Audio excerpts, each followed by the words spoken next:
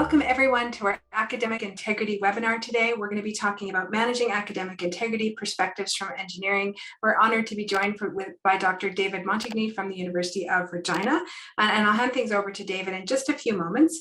And just wanted to let folks here know that we are situated at the University of Calgary on the lands of the people of the Treaty 7 region located in the city of Calgary, and that our city is also home to the Métis Nation of Alberta Region 3. And David is joining us today from Saskatchewan.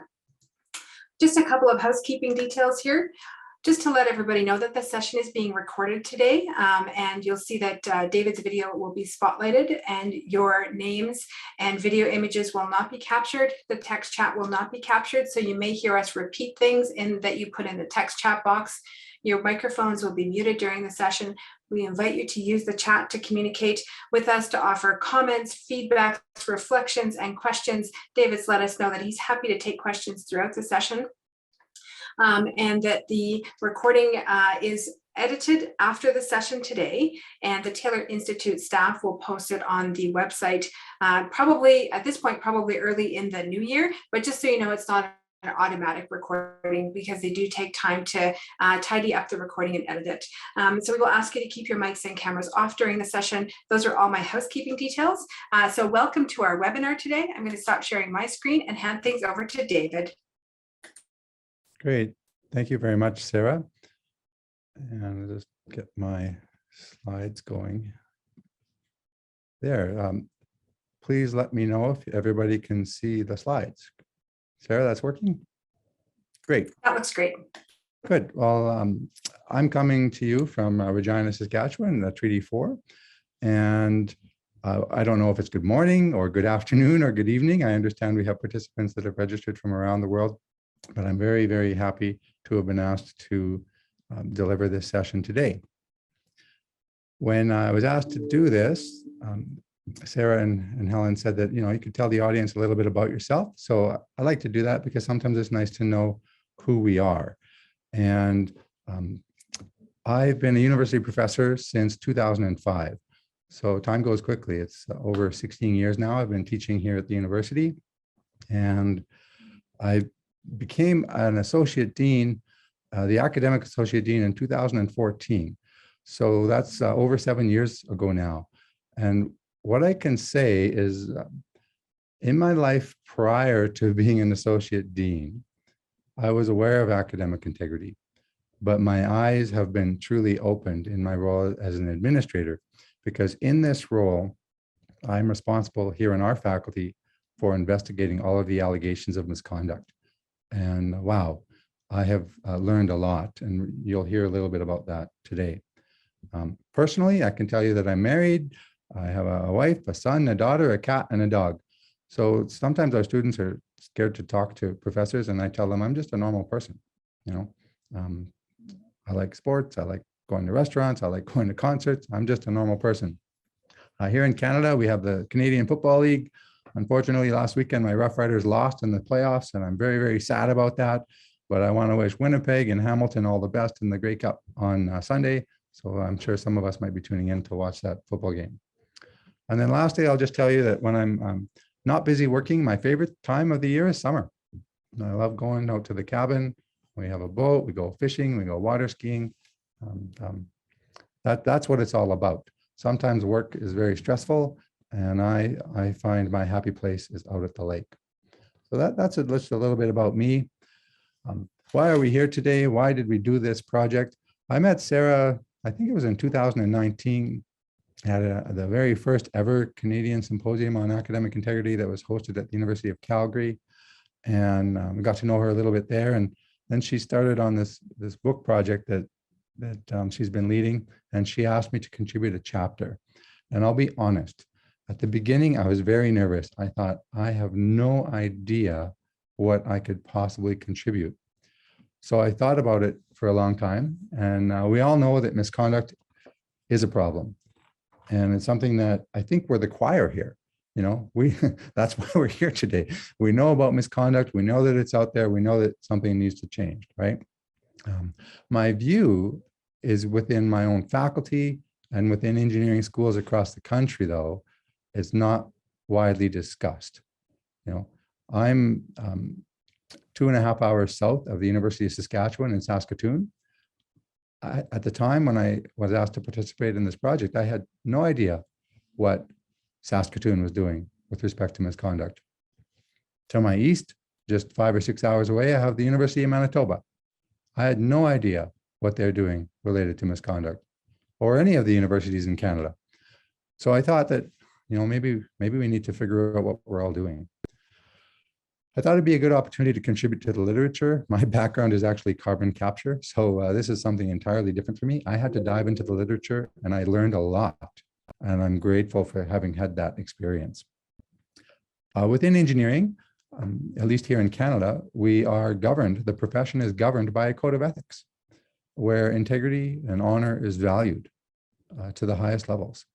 And when we have students engaging in misconduct, clearly they are not adhering to the code of conduct that is required within the profession. So we need to try and do something about that. And then, I already mentioned that Sarah asked me to participate in this project. So I began with a very simple goal.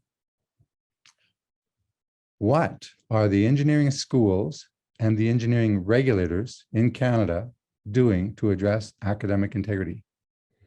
Now, so we know what the engineering schools are. Those are all of the universities across the country that offer an accredited engineering program.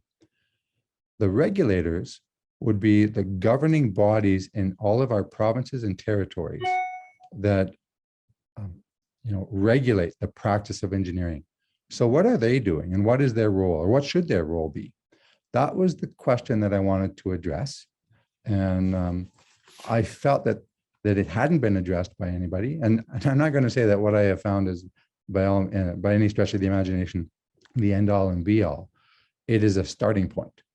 And I really hope that the conversation continues.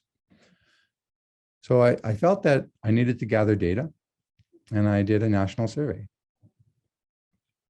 There are 43 engineering schools in the country that offer accredited engineering programs. And as I mentioned, we have the provincial and territorial regulators. So I wanted to contact all of them and ask them a variety of questions related to academic integrity. So I prepared a survey. I kept it simple. I gave them 10 questions. And that's what we're going to be spending the bulk of our time on today, is reviewing the responses to those 10 questions, okay? I had 10 questions for the engineering schools that are really coming from the eyes of an administrator, keeping in mind that I'm in an administrator role. We know that misconduct is happening. It was happening 200 years ago. It's going to still be happening 200 years from now, right? But what can we do to address it? How can we manage it? How can we try to control it and discourage it? I really wanted to know, what are people doing in that regard? I had to prepare the survey in English and French because in Canada we have 2 national languages, and I'm not bilingual, so I actually had to hire a translator to do that work for me. So that was an interesting learning experience as well. But I felt that it was a matter of respect to our French Canadian schools that are teaching engineering programs in French languages. And I wanted them to be able to fill out the survey in their own language. And then for the regulators, I had different questions for them because they're not in the business of teaching. They're not in the business of grading students or looking for misconduct. So I gave them a simple poll, and I'm going to go over that with you as well. In terms of the results, I'm going to get into the questions in detail, but I want you to know that I surveyed all 43 schools, and I had 25 responses. When I first mentioned that to Sarah, that I indicated that I was actually a little bit disappointed by the response rate. And she thought, oh, that's fantastic. That's over 50%, close to 60% of the schools. So that made me feel a little bit better. It took me a long time to get some of the schools to respond. Some of them responded within a matter of days. And to me, that was a level of indication as to how interested they might have been in this particular topic. You can see that we had participation from across the country and from French schools as well. So I did receive responses back in French. which made me really happy because I'd taken the effort to prepare that survey. Now, I will tell you that I kept pestering the schools who hadn't replied to try and get them to reply. And that was interesting as well, because I even had one dean of the school write me back and simply tell me, we're too busy for this. And I thought, wow, I don't know how the dean of an engineering school could be too busy to engage in a dialogue about academic integrity and misconduct that might be happening in the universities. So a bit of a disappointing attitude that I encountered, but I think maybe it's just the stresses of they were doing other things and didn't want to be bothered by this. So with that being said, what I'm going to do is I'm going to get into the 10 questions that I asked the schools, and I would love to hear your thoughts. Any questions that you have, you can type them in the chat, differing opinions even, or other strategies. So the first question, oh, pardon me, I should mention I had 9 out of the 12 regulators reply. So I had a much higher participation from the regulators. The first question that I gave to the schools was, who at your institution investigates the allegation of academic misconduct? Now, I knew in asking the question that here in Regina, it's myself, the Associate Dean Academic. It's part of the job. It's one of the job duties, right? So of the 25 responses, half of the schools had someone in my similar position doing those investigations. So that wasn't a surprise that those individuals were doing that job, but I was surprised that the number was only half. So what could some of the other approaches possibly be? Well, it turns out that 8 of the schools have academic integrity committees led by a chair and a number of committee members who lead those investigations, which is a completely different approach, one that I was not familiar with here in Regina because it's not something that we do at the University of Regina. But I think it's an interesting approach. And the reason why I would say that is because for me, when in the difficult to decide cases, it's one person making the decision, me, and I'm human. I could make errors, right? In the case of a committee, you have multiple people reviewing the evidence and sort of like a jury. And maybe there's less of a chance for mistakes to be made in the decision. So that to me was interesting. 2 of the schools have appointed individuals as an academic integrity officer whose job it is to investigate the allegations of misconduct. So they've taken it away from the associate dean. They've not placed it in a committee, and they actually have a staff person. And that staff person isn't necessarily a professor, right? So that's an interesting approach as well. And then I was surprised to learn that 3 of the schools reported that at their institutions, instructors actually conduct the initial investigation, and it would only get handed off to a higher administrative person in the event that the case became quite complicated. And the reason why I found that interesting is that one of the things that I've learned here in Regina, in all of the training that I've received for handling academic misconduct cases, is principles of natural justice. So if the case blows up and it goes to court and the student is going to sue the university, the court is going to look to establish whether or not principles of natural justice were followed during the investigation. In other words, the student was made aware of the allegations, they were shown the evidence against the allegations, they had the opportunity to respond to that evidence and defend themselves in a fair and just process. And when you're letting instructors do that, I think that in the absence of proper training, principles of natural justice might not always be followed. So I'm not necessarily criticizing the schools that are doing that, but I think that they have to be very careful, especially when the cases get difficult. But they did indicate that the instructors do the initial investigation. So for example, maybe the student copied a solution out of the solution manual. That's pretty simple, right? But if it's a much more difficult case about cheating in an exam situation, you'd really want to be careful about that. Now, the other thing that can happen when instructors are left to do the investigation on their own is that there might not be a record of the case on file in the university system. When it is left to a committee or associate dean or department head or an academic integrity officer, typically the results of the case are stored on file, and that's important for progressive discipline practices.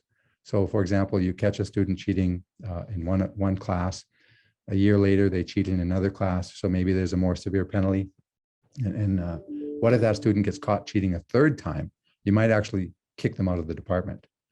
And if you don't have the historical records on file, because professors are doing the investigations themselves, that could make it difficult to do any sort of progressive discipline action. Okay, that's what I learned from question number 1. I don't see any comments popping up in the chat, so I'll go on to the next question. I wanted to know, what was the level of concern across the country for academic misconduct? So a simple scale, 1 to 10, 1 being not concerned at all, 10 being very concerned.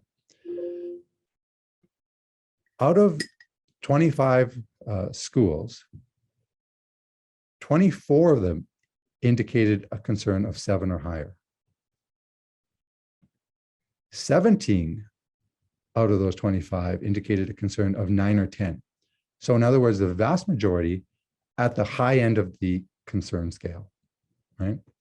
When you average it all out, that's 8.8, right? So that's troubling, It means that the respondents are very much aware that academic misconduct is happening. They are struggling with what to do about it and how to slow it down, right? And they're highly concerned about the direction that post-secondary education is going in Canada, at least in the engineering schools. So we need to come up with ways to deal with that, and I think that's also part of the hidden motivation behind doing this type of work. I see Sarah has written me. Did survey question 1 account for when the professor does the initial investigation themselves and then pass it on to a committee to review? So the question itself was, who does the investigation? So some of the schools told me, I'll just back up a slide here. Some of the schools told me that the prof does it, right? So in some of those cases, it would end with the professor and it wouldn't go to a higher authority. What's not clear is it documented?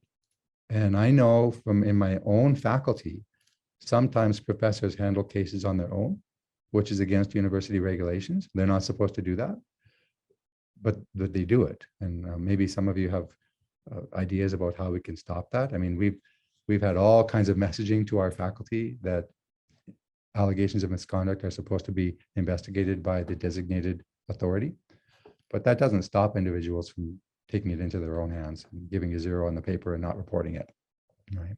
So I'm not sure if that answers the question, but that was the information that I received.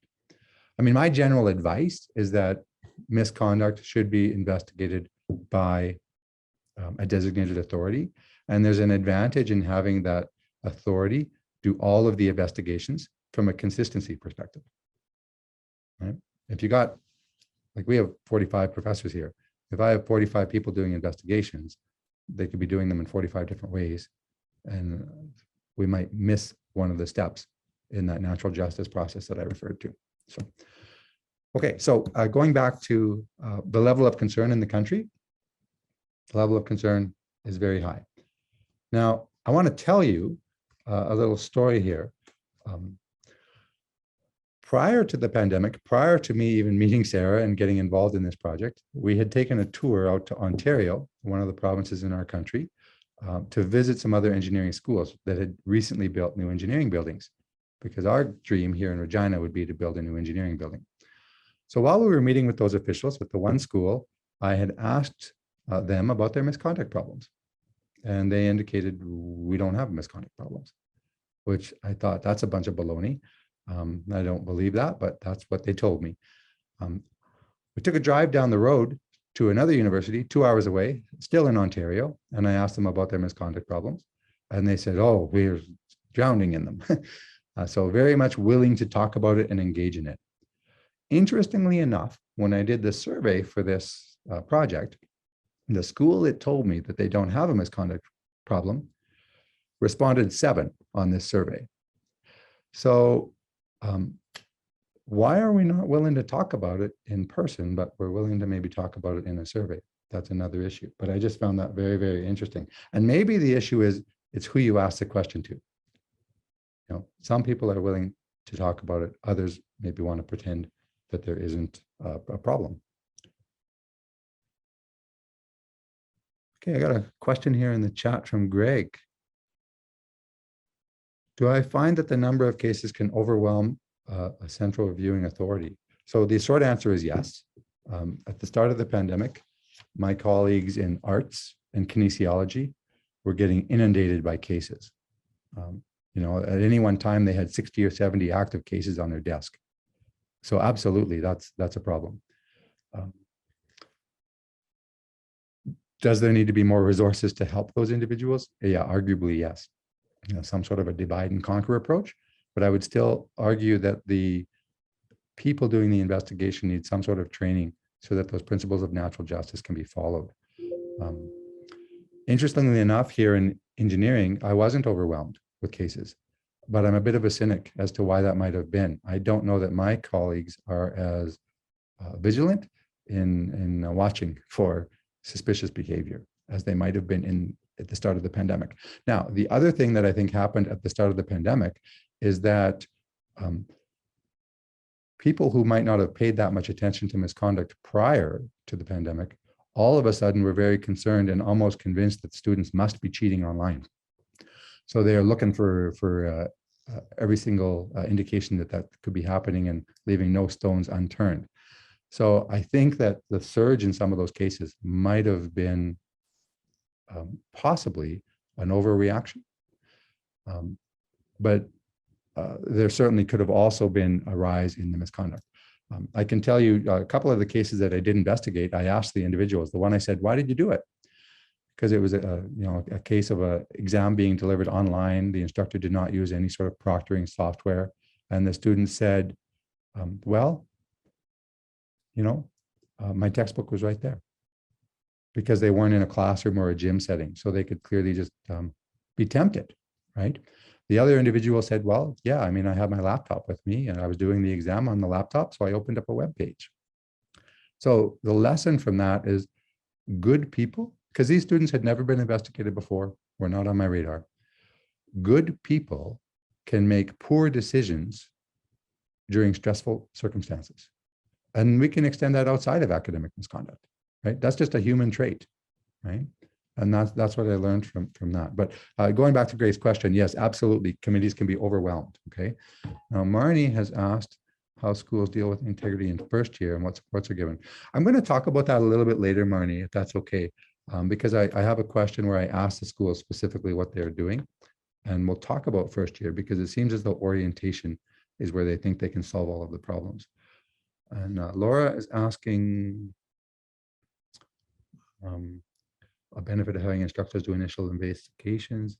They have expertise in the subject matter. Absolutely. So sometimes I'm asked to investigate cases in software engineering where the students have done code and I have no idea about the code. So one thing that I maybe haven't mentioned is that instructors have to submit some sort of a report or an email or a detail of what the allegation is and why the behavior is suspicious.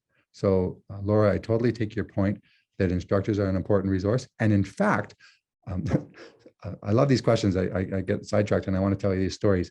I have been in appeals where I've lost the appeal because I wasn't the subject matter expert and the student was able to convince the committee that what he or she did wasn't wrong, or in fact, they were lying through their teeth, right? So I learned very quickly early in my stages as being an associate dean, bring the professors to the appeal hearing, problem solved. And then nobody's going to pull the wool over anybody's eyes. So thanks for those comments and questions. Okay, I better get rolling here. Question number 3. does the system, the school have a formalized system in place for instructors to report allegations? So this supports what I just said, is that you actually need a supporting mechanism to get professors to report misconduct. And in fact, 22 of the 25 schools do have that in place. And one of the schools had come up with an online system for the professors to report their allegations. Here in Regina, when I began this role, we didn't have a formalized process in place. So we created a form to simplify it for the professors, because one of the problems and the misnomers is that professors think it's a ton of work to report an allegation of misconduct. It doesn't have to be. It can be as simple as, this is what I saw, this is what happened, here's the evidence I collected, please investigate. So we created a simplified form to encourage professors to report. So I was very pleased to see that most of the schools across the country here in Canada, in the engineering schools, have formalized processes in place to report, okay? I do know that instructors are reluctant to report. I'll just pull a random example. So our petroleum program, I see students going through the system and getting accused of misconduct in certain courses from certain professors. Those professors are very vigilant in reporting. These students have gone through other professors' classes, and not once in 7.5 years have those professors ever reported an investigation of an allegation of misconduct to me to be investigated. So what the heck is going on here? Why are these instructors not finding any suspicious behavior when their colleagues who have the same students have the suspicious behavior in their courses? It just doesn't make sense to me. So I guess some people are just reluctant to do it, or what I'm going to say might not be popular. They're just more interested in their research, right? So Joss has a comment here. Instructors have a unique academic judgment and recognizing. Yeah, no, absolutely. Instructors can pick up on it, especially in written works, right? When the tone or the language that is being used all of a sudden changes and doesn't make sense. So you can do a verbal test of the student. Why did you use this particular word in that sentence? What does it mean? And then you can quickly find out that somebody else actually wrote the paragraph. So I agree with you, Joss, 100% that instructors have sort of like that spidey senses as to whether or not something good or bad has maybe occurred. Question number 4. Does your engineering school have its own policies and procedures in place for investigating misconduct, or do you follow the policies set by your university? So not surprising, 21 out of 25 schools followed the process set by the university, which is sort of like the governing regulations, our university calendar. 3 of the schools have tailored the policy of the university to engineering. So I found that very interesting, and presumably the university allowed them to do that. So it's tied to the main policy of the university, but it's been customized for their needs within the engineering faculty. And then there was one school that indicated that they have their own policy that's completely different from the university. I don't think this really matters as long as principles of natural justice are being followed during the investigation.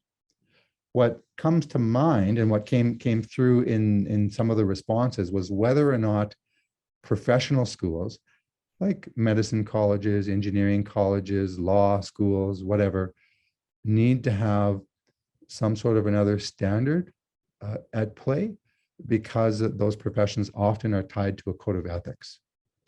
And, I don't have a firm opinion on that myself, but it's, I think, a conversation that needs to be had. Number 5. What type of penalty system does your faculty use? Is it based on principles of, I got a spelling error there, sorry for that. Principles of progressive discipline or repeat offenses, or what's going on here? So in general, penalties take into account. So the investigating authority is taking into account, is this their first time offense? Is it a repeat offense? Is this their 7th time being caught for cheating? They'll take that into account. And they'll also take into account the nature of the offense. So is it something relatively minor, as cheating on an assignment that's worth 1% of the final grade of the course? Or is it something more major, whereby they have cheated on a final exam with intent, where it's clear that they smuggled in some sort of materials that were not authorized? Maybe they're taking pictures of the exam and texting it to their friend who's outside the room and getting the answers sent back to them on Snapchat. because that's a much more serious thing, and the penalties there would be a lot more severe, right? And that's very similar to what I do in my work. Suspension and expulsion from the faculty is a very common penalty, or suspension from the faculty or the college and expulsion from the university is a common penalty, especially in cases of repeat offenses. And then some schools formally assign an ethics course as the penalty. So I should mention that, the penalty can be a reduction in grades. It could be a grade of 0 on the transcript.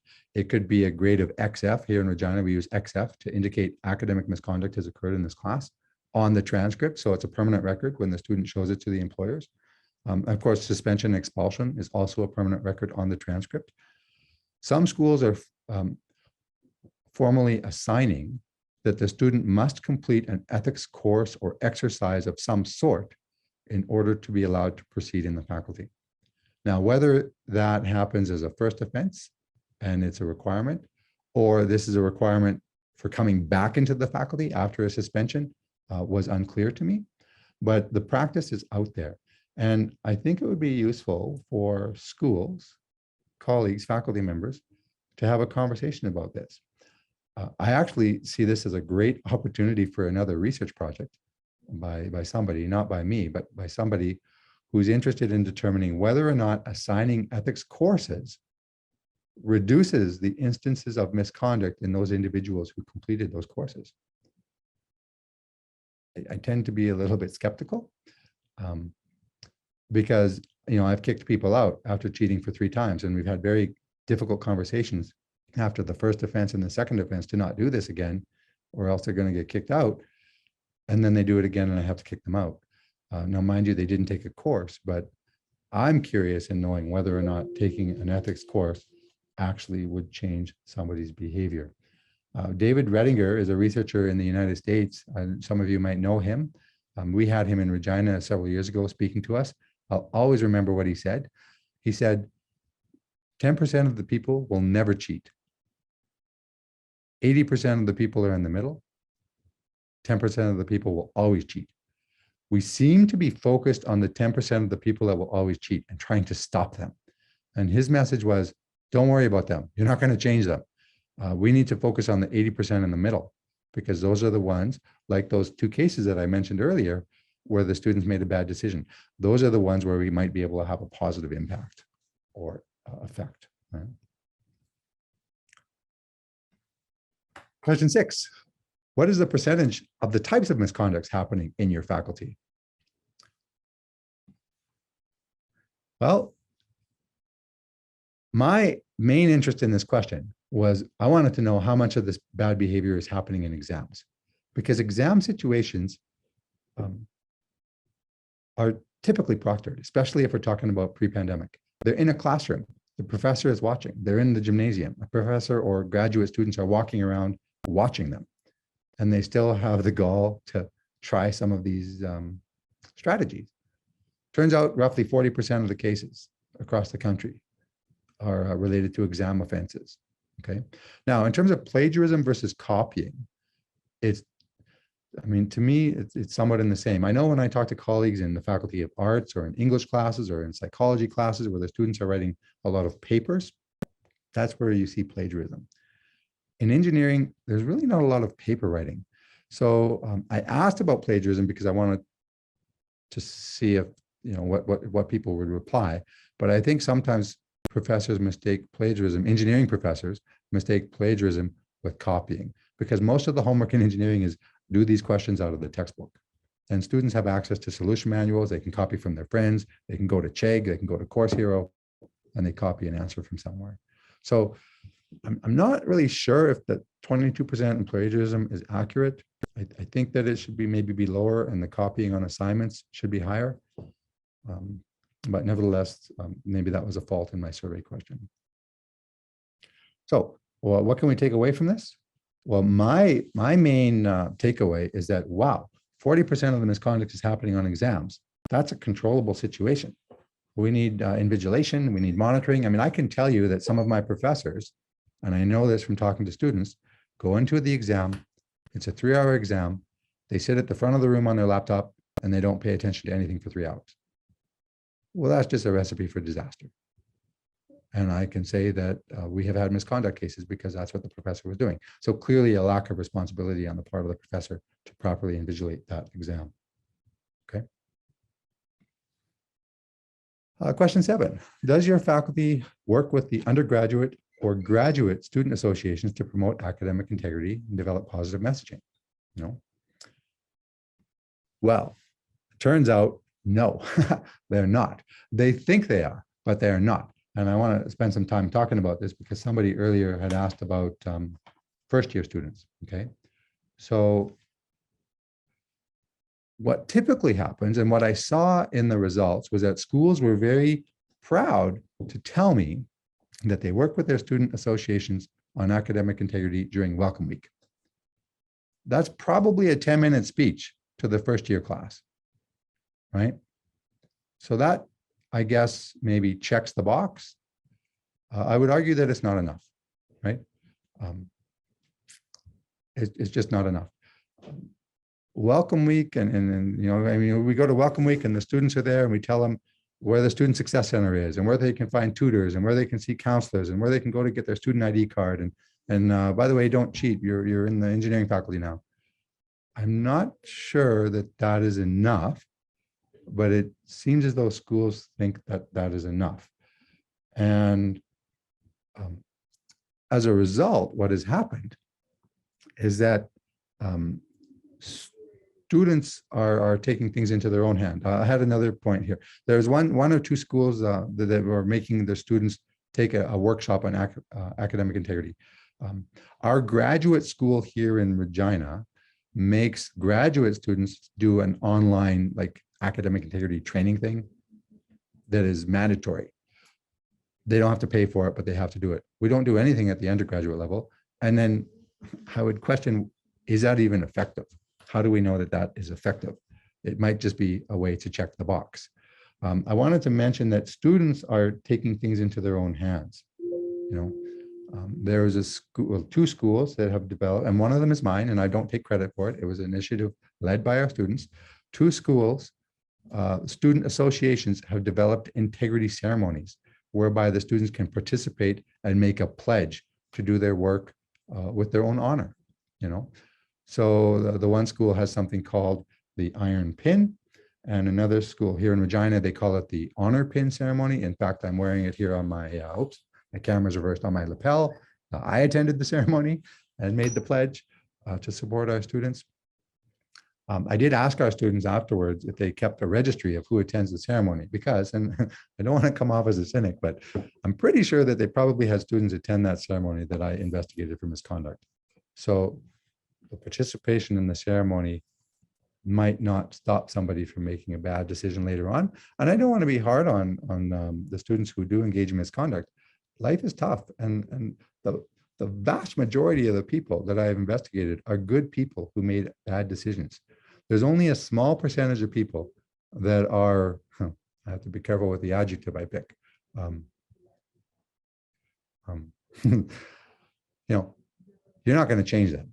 They are, they're looking to cheat and they're looking to beat the systems. And at the end, if you want to hear about some of the nastiest cases I've investigated, I can tell you about them. But these students should not be students. They're going to cause trouble wherever they go, unfortunately. So.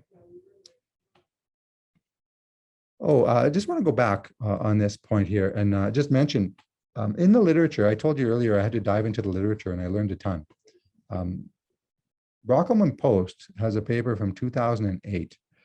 And in fact, it's mentioned in a couple of papers, but Brockelman Post's paper is the one where it really hit home for me, where it's described that the best way or potentially the best way to deal with misconduct is through the individual professors, right? The professor is the person at the front of the room. The professor that presumably is the person that the students respect. And if the professor can set clear guidelines about what sort of behavior is and is not acceptable in his or her class, there's a greater chance that the students will abide by those expectations. And it's been some time since I've done the survey. It's been some time since I wrote the book chapter for the project. The more and more and more that I think about this, the more that it resonates for me. I really think the best strategy here might be with mentoring our own professors into the role of someone that the students have to look up to in terms of integrity, right? And that professor describes what is and is not acceptable in the course. And maybe that is where the best gains will be. So having read that paper, I talk about misconduct all the time with my students. And I have the, I guess, unique advantage that I can talk about while maintaining confidentiality, talk about the specifics of the course, about what students did and why it's wrong, and what is the better way of doing the homework, right? So I think we do need to talk to our students about what the good behavior is and what the bad behavior is, and ask them, which behavior do you want to do?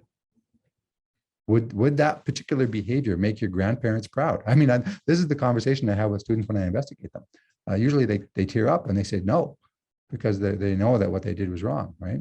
And then I often use an analogy of steroids in sports, right? At the Olympics, you talk about the clean athletes and the dirty athletes. That is an analogy when I share it with students that tends to hit home, and that they can understand a little bit more when talking about cheating, because everybody knows that steroids at the Olympics is a no-no. Okay, I missed a couple of things in the chat. Noel Leah is asking how to differentiate plagiarism from copying. So yeah, this is a great philosophical debate. For me, plagiarism tends to happen in written works when you're taking somebody else's ideas and passing them off on your own.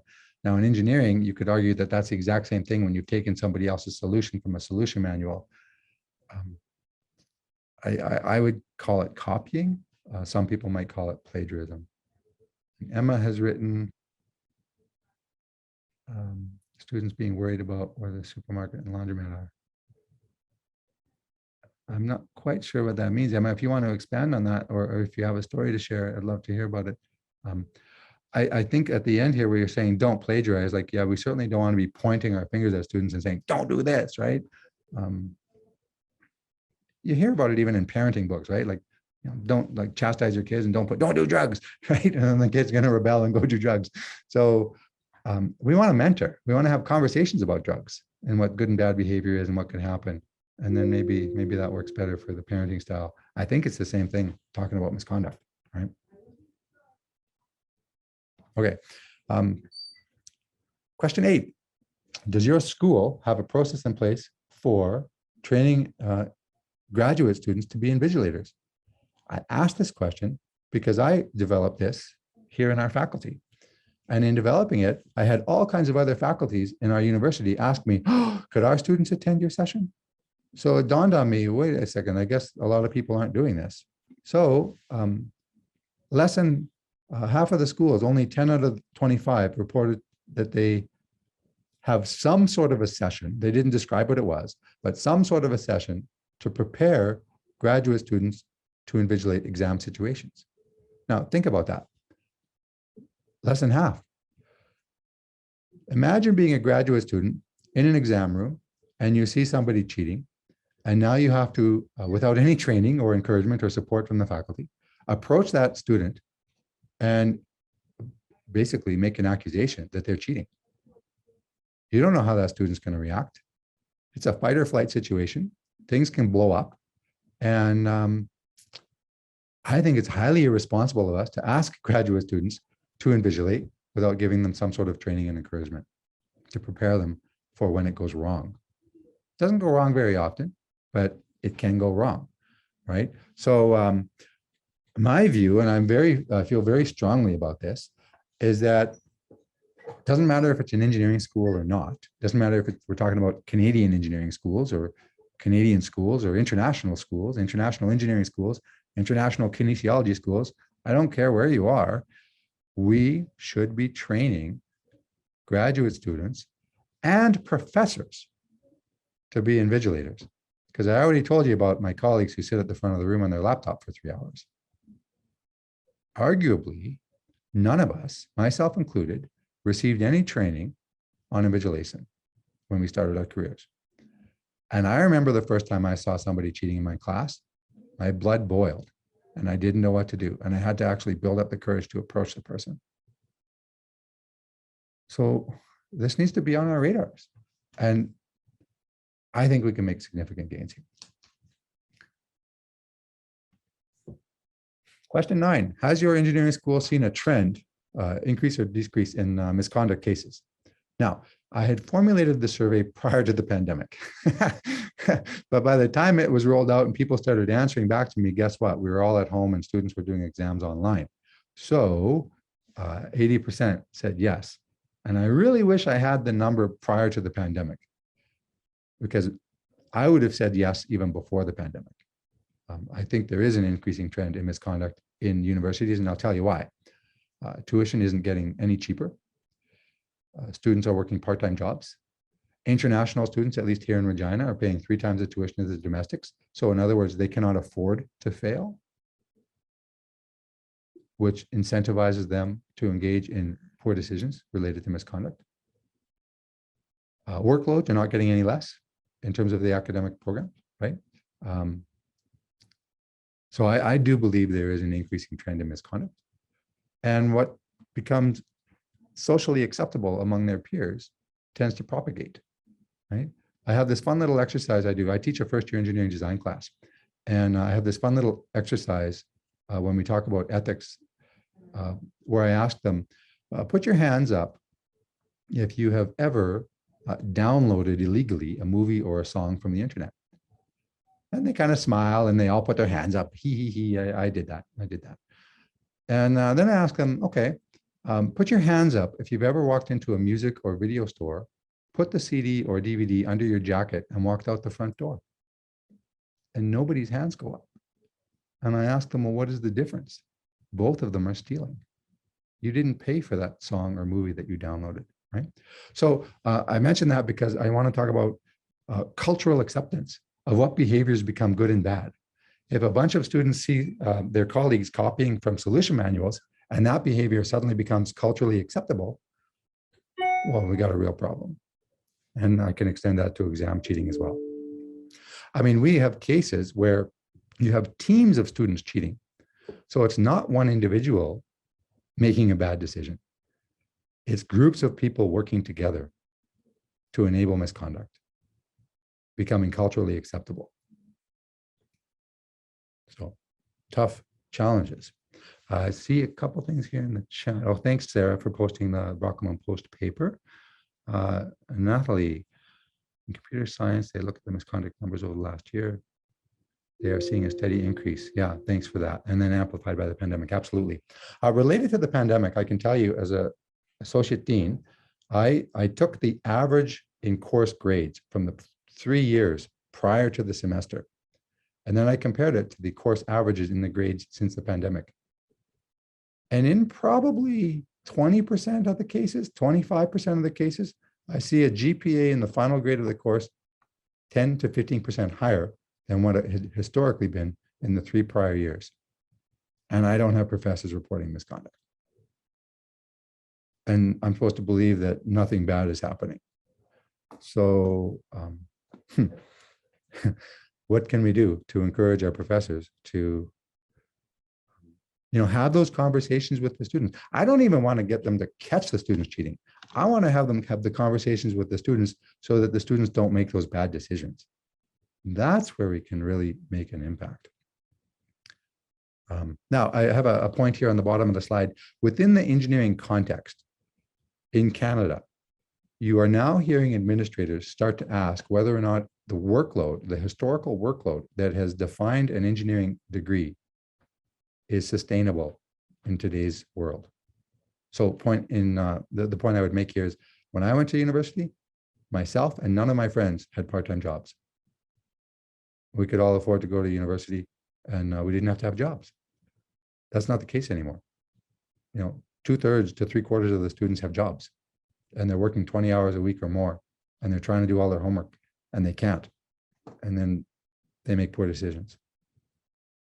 So there is a conversation about that. Now, the accreditation board isn't going to like it, but it won't change if I'm going to be cynical.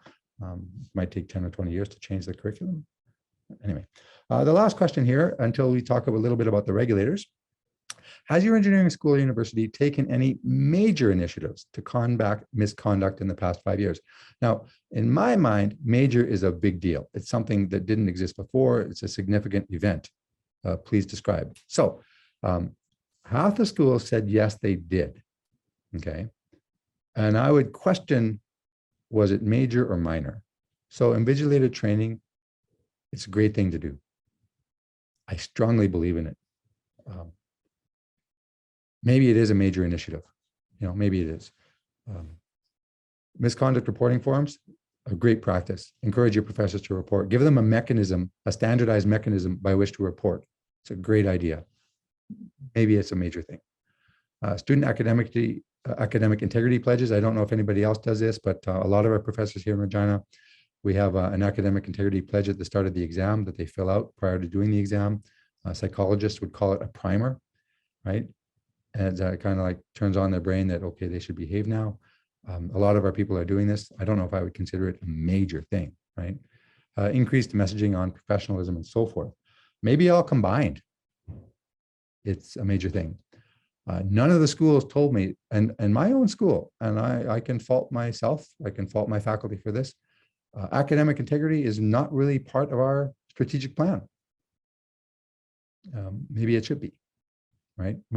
Maybe it's hiding under student success, but student success is usually related to everybody passes their classes and they're happy and they're involved in extracurricular and they get a job when they graduate. Is that addressing academic misconduct? I don't know if it is. I'd love to hear your thoughts. I think for myself, when I talk about major, I'm thinking about university-wide campaigns working with other universities, with the profession, with the accreditation board, things like that, to really put this issue on the table. Now, I want to mention, when I took on this project, I also wanted to include the Canadian Engineering Students Society. There's a national student society in Canada for engineering students. And I did reach out to them and I said, what are you guys doing related to misconduct? And, they're not doing much. We need to engage them and we need to get them on board so that they serve as peer ambassadors towards good behavior. Okay. Yeah, I already mentioned that. Not much related to strategic planning. So then let's talk about the regulators. I didn't want to give them a survey. I just wanted to, kind of get their sense as to how do they feel about it. So have they done anything with respect to their processes? Are they working directly with engineering schools or student groups? Are there any scholarships related to integrity? Or are they working with Engineers Canada, who is really the national body that governs everything on academic integrity related matters? And so here's what I learned. 9 out of 12 responded. Remember, 9 out of 12. So they're very concerned about academic integrity in their universities. I think that they have the assumption that the integrity is there, right? They tend to be more concerned about their own examination processes. So what happens there is that individuals who got an engineering degree from outside of Canada will have to write some sort of an exam and pass it in order to be certified to practice here in Canada.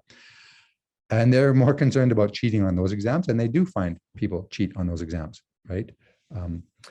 They view, and I understand this, the engineering profession has a terminology in there called of good character. You have to be of good character. And what is required for an individual to be of good character? Well, typically it means following the code of ethics, right? And when engineers that are already registered, so I'm talking about post-graduation, have violated that code of ethics, they can be stripped of their license, they can be banned for life, a bunch of things can happen, they can be fined. If they're allowed to come back and practice, they often have to show some sort of rehabilitation by taking a course or taking some more, like, I don't mean a course necessarily back at the university, I mean some sort of professional development course related to ethics and integrity. So Sarah's asking if engineers have been stripped of their credentials. Yeah, well, So they typically don't publish it, but yes, across the country, it's the same in law and medicine. You know, you hear about a doctor who maybe touched their patients inappropriately, they lose their license. You hear often about lawyers getting stripped of their bar, their license or registration with the bar. Yeah, it happens with engineers too. It doesn't happen like a lot. Same thing with the lawyers and the doctors, but of course it happens. But I wouldn't say it's like a weekly or monthly or even annual thing, right? Now, what are the regulators doing? Most of it is, pop-up appearances. So they show up at a class, they do a guest lecture, they provide some suggestions for the content that should be in a class related to law and ethics. So it's that sort of contribution that they are doing. And in fairness to them, maybe that's sufficient. I don't know. I need to think about it a little bit more. But I would prefer to see,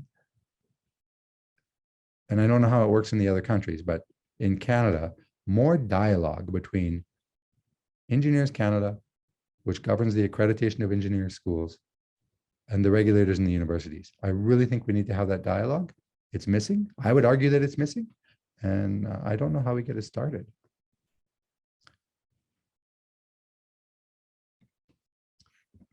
A couple other things that I wanted to mention. I asked the regulators if they're doing anything with respect to scholarships to promote integrity. And the feedback was that it's really hard to measure integrity. So I get their point, right? It's much easier to measure somebody is involved in extracurricular activities or somebody is involved in the community leading wonderful activities. How do you measure that somebody has integrity? So maybe scholarships for students with integrity is a little bit difficult, but maybe there's something else that we can do. Maybe there can be an integrity speaker series that the professions can lead and sponsor. I will let you know that one of the regulators happens to be the one here in Saskatchewan, changed their application form. So there's a little declaration on there when the student applies to become a member in the engineering profession, that it says, you give us permission to check with your higher education institute about your academic history, which includes integrity. Now, why did they do that? So by the way, I love it. I mean, I love it. I think, why not? I mean, they should find out if you were a cheating scumbag when you were in university, if you're going to be a member of their association. And why did they do it? Well, 5-6 years ago in Saskatchewan, we had a lot of bad press in the media about cheating instances. I don't know how the media found out about it. Maybe a professor leaked it to them. Maybe a student leaked it to them. But it seemed as though there was like 2 or 3 articles written about the university, engineering students at the University of Regina cheating. And it was really frustrating for me because, of course, students are cheating. Students are cheating in all faculties and all universities. Let's wake up and smell a coffee. But what the media didn't report is that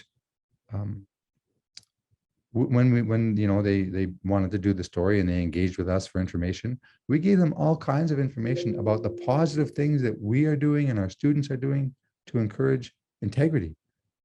And they don't publish that. And that's wrong. They just published the juicy stuff. So that bad press led our provincial regulator to change their application process, which I support. I have no problem with that. But the bad press is never followed by good press that tells you all of the wonderful things that are being done, right? And I guess we all know that that's the way the press works. So key findings in summary, and then we can have an open discussion in the last half hour if anybody still has time. Key findings for me: the amount of cheating on exams is huge.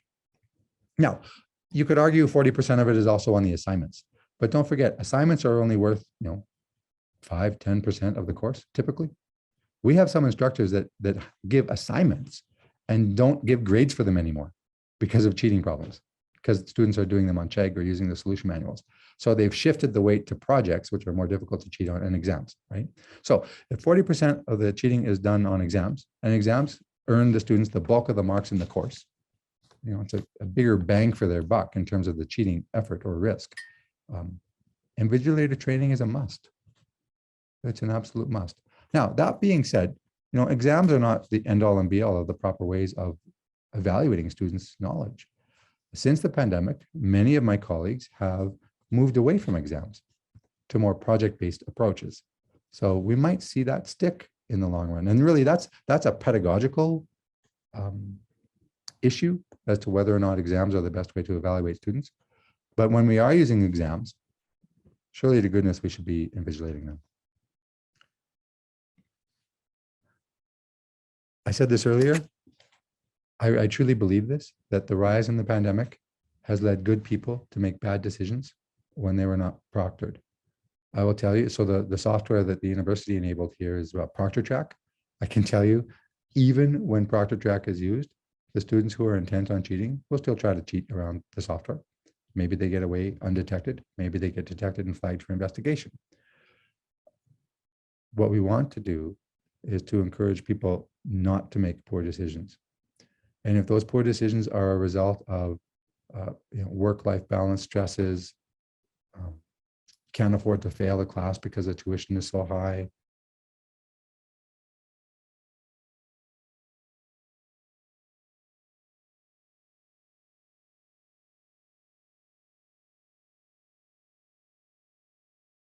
out of urgency the night before the exam, "Professor, can you help explain this to me?" Because they waited till the last minute to try and figure it out and get help. We need to mentor our students to get help at the first signs of trouble. And then maybe that will lead to fewer poor decisions. I think that more work can be done with our student groups. We've done a lot here in Regina. We've put up poster campaigns around the campus, encouraging students to behave with integrity and to report misconduct. I already told you our students created the honor pin. They're the ones doing the behavior. So why aren't we engaging with them to stop the behavior rather than policing it? I'd rather be proactive instead of reactive. And I think there's a whole heck of a lot that we can do on the proactive side instead of the reactive side. It's not fun kicking students out, right? Helen has asked a question. I'm curious about your perspective on changing norms and culture. Well, we need more conversation, right? And I'll tell you what the resistance in engineering is. I know somebody in the chat said they were from computer science, so what I'm going to say might not apply to everybody on the call here. The accreditation system in Canada was designed to serve the regulators years and years and years ago, right? Like back in the 50s, 40s, like we've had engineering in the country for 100 years. So those norms and expectations have evolved from the 40s, 50s, and 60s and 70s when the university environment was vastly different than it is today. And some of the people, the culture in engineering, they brag about how engineering is so hard and yeah, it's going to be tough, right? Going to engineering in the 1980s was vastly different than going to engineering today. It's not the same. But the people in charge of making the rules or wishing to push the barriers had the experience from the 60s and 70s. So they don't fully understand the pressures and stresses of today. And I think that's why it can be so difficult to change the culture. So Helen, great question. We could probably have a whole hour just on that. The accreditation body tried to make meaningful changes a few years ago to our accreditation processes, and it was resisted by the regulators because they're familiar with the old system. They don't want to become familiar with the new system. And they certainly would be hesitant about becoming familiar with a lighter course load in engineering. So it's a massive challenge, okay? So yeah, I think the regulators can have a greater impact. That's a perfect last point to pop up after what I just explained, is because I don't know that the regulators understand the challenges that students are facing in today's university world with the stresses of having to balance work life, pay for school. Going to university is a lot harder now than when I went. I was in university from undergraduate 91 to 96. None of my friends had jobs. University was fun. It wasn't stressful. I can tell you it's stressful for a lot of people now. So I think that we need policies and procedures for professional programs, including appeal committees, and potentially sanctions against students that are cheating, like standardized across the country with respect to engineering and professional schools. But that's a difficult conversation to start. I don't know how to start it, but it's a recommendation. I think we need to evaluate the workloads and pressures that students are on. Not just engineering students, by the way. I know that students in arts and nursing and science and kinesiology and fine arts are stressed too. And I told you, my colleagues had 70 cases on their desk at the start of the pandemic in kinesiology. So the students are cheating over there and are stressed as well. We really, this is important. This to me is really what I need to do in my career, and maybe I can lead by example. I sincerely believe, going back to that Brockelman Post paper, we need to mentor our colleagues to understand the huge impact and the important role that they play as mentors. If we can have conversations with our students about what is good and bad behavior, similar to conversations you might have had with your kids about drugs and premarital sex and all that kind of stuff, whatever, right? If we can extend that to academic integrity in the classroom with our students and see them as our family, that we're trying to nurture them into the profession to be good, honest individuals, I think that's where we're going to make our biggest gains. I tell students in my class, I don't care if you get a 90 or a 60. I care that you do the work on your own. And if you happen to fail, it just means that you need to do something different, change your ways, get a tutor, study a little bit more, ask the professor for help. I think those kinds of conversations are where we're going to actually get the best bang for our buck. Sarah has written something here about a strong focus on work integrated learning and experiential learning. And comment on a link to academic integrity to work experience. Well, yeah, so some of the research papers have tried to address, does cheating in university lead to misconduct in the workplace? I think that's maybe what Sarah's getting at here. Yeah, it is. Okay. So there are some papers written about that. I actually referenced some of them in the book chapter. I think it does. But at the same time, if we go back to what Rassenberg said, about 80% of the people may or may not make bad decisions. You might not have cheated in university, but you could still make bad decisions at work, right? So I'm very interested in doing a study. This will have to happen when I'm not the associate dean, because I just don't have time, to actually look at the individuals that were sanctioned by the profession, by the regulators, and track them down and have conversations with them to see, it's in the past, buddy, but did you cheat? Maybe you did, maybe you didn't. Like, I think that kind of work would be very, very interesting to see if in fact, I don't want to say once a cheater, always a cheater, but are people who make poor decisions in life, making them in all other aspects of their life, not just at university. And maybe they are. So I don't know if I addressed the area there, Sarah, but I often wonder if some of our students can even hold an engineering job when they graduate because of what I've seen in the classrooms. So, and my hope is that the employers sort that out and they deal with it, right? So if somebody did something bad at university, in their workplace, probably they get fired or the profession strips them of their license. But I'm not privy to that knowledge because it's really hard to track our alumni. Greg has written, engineering is useful, qualified but incompetent. Yeah, everybody, well, all my professors talk about how, this person is going to design bridges and airplanes and stuff like this. I think it's more complicated than that, Greg. I can give my first year students a test that they can all get 100% on, or a test that they would all fail. So the question becomes, what is the reasonable expectation of learning and abilities at the undergraduate level? As they get registered as engineers in training, their employers train them for the specifics of their job. And once they have sufficient experience, they can apply to become a professional engineer. And at that stage, they still have to maintain competency annually by engaging in professional development activities.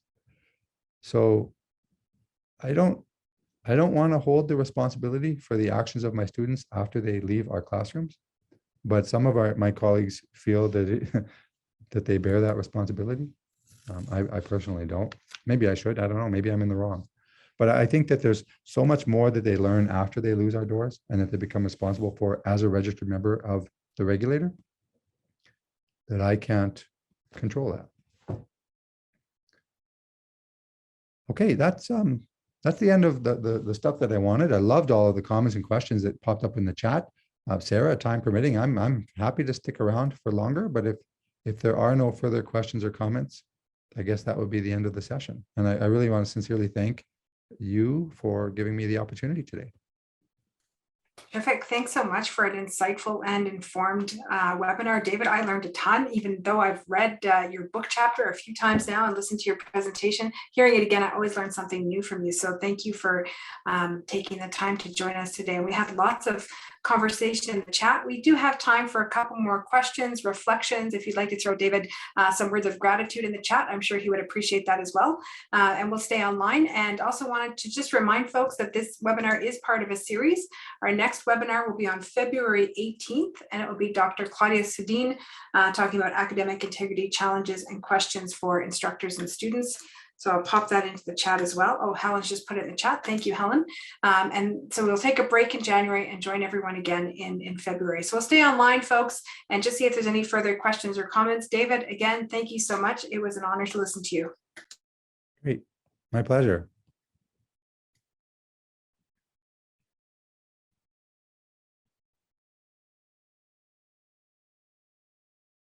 Did have a question come in from Lori there in the chat for you, David. And it's has there been any development in assessment design to move away from tightly timed high-stakes exams to alternative assessments from any professors? So at the individual level, I would say yes, there is definitely. But I wouldn't say that, at least in my faculty, it's a organized effort to get everybody to make that type of a switch. And I haven't heard of an organized effort at any of the other engineering schools or even non-engineering schools to make that type of a switch.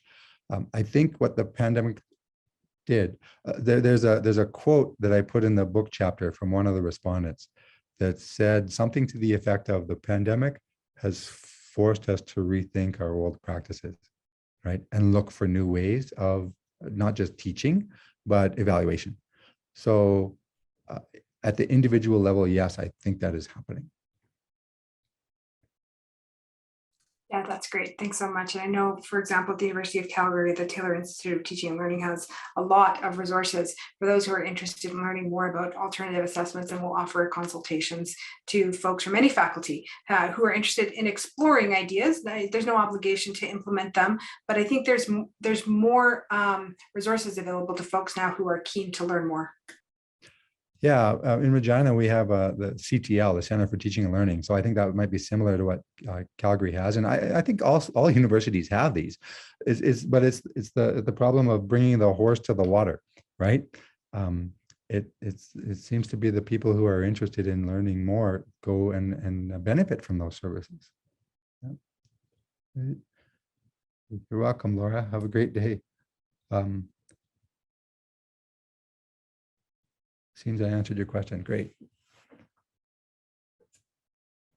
Wonderful. Well, I see that the chat box has quieted down a little bit, so maybe we can close our session here. Thank you again, David. It was an honor to learn from you and with you today.